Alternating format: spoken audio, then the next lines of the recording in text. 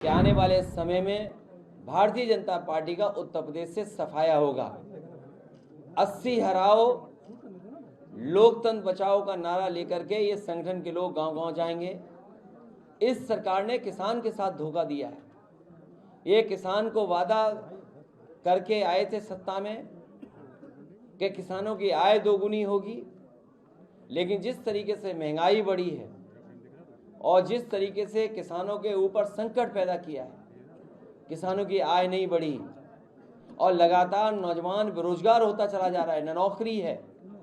और जो कि भी उत्तर प्रदेश में जितनी भी परीक्षाएं हुई हैं सब लीक हो रही हैं और जानबूझ करके सरकार लीक कराना चाहती है जिससे उसे नौकरी न दे पाए। और अब तो सुनने में आ रहा है कि जो बच्चे परीक्षा देने जा रहे थे उनके पेपर भी लीक हो रहे हैं। तो सोचिए नौजवानों का और बच्चों का भविष्य क्या होगा। ये न केवल संविधान के साथ खिलवाड़ कर रहे हैं बल्कि नौजवानों के साथ, उनके भविष्य, उनका आने वाला समय है, कल है, उसके साथ ये खिलवाड़ करने का काम कर रहे हैं। यहाँ नौजवान संकल्प लेकर के जा रहा है कि भारतीय जनता पार्टी से इस उत्तर प्रदेश और देश को बचाना है। अखिलेश जी, अभी जैसे आपने बोला 80 हराओ, अब 80 हराओ को अगर बता दें उसका क्या आपको निकाला जाए कुछ अगर? गणित बहुत आसान है, उसमें बहुत ज़्यादा दिमाग लगाने की जरूरत नहीं है। किसान की आय दोगुनी नहीं हुई, किसान बैठा हुआ इंतजार कर रहा है कि वोट कब डालेंगे।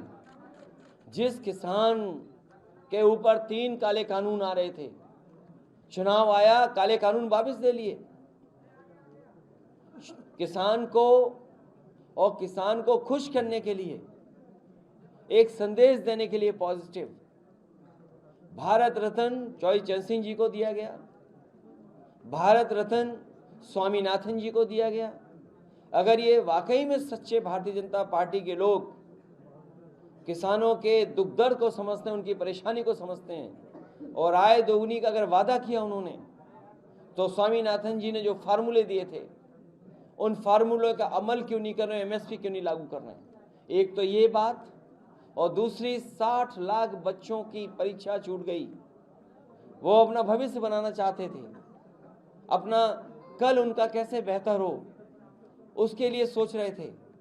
इस सरकार ने उनका पेपर लीक करा दिया और 60 लाख बच्चे, उनका गुणा कर दो, माँ बाप मिला लो, 3 अगर गुणा कर देंगे 60 लाख में तो 1 करोड़ 80 लाख लोग बनते हैं। और 1 करोड़ 80 लाख का अगर हम भाग दे दें 80 लोकसभा से तो 2,25,000 वोट बनता है जो नाराज बैठा हुआ है।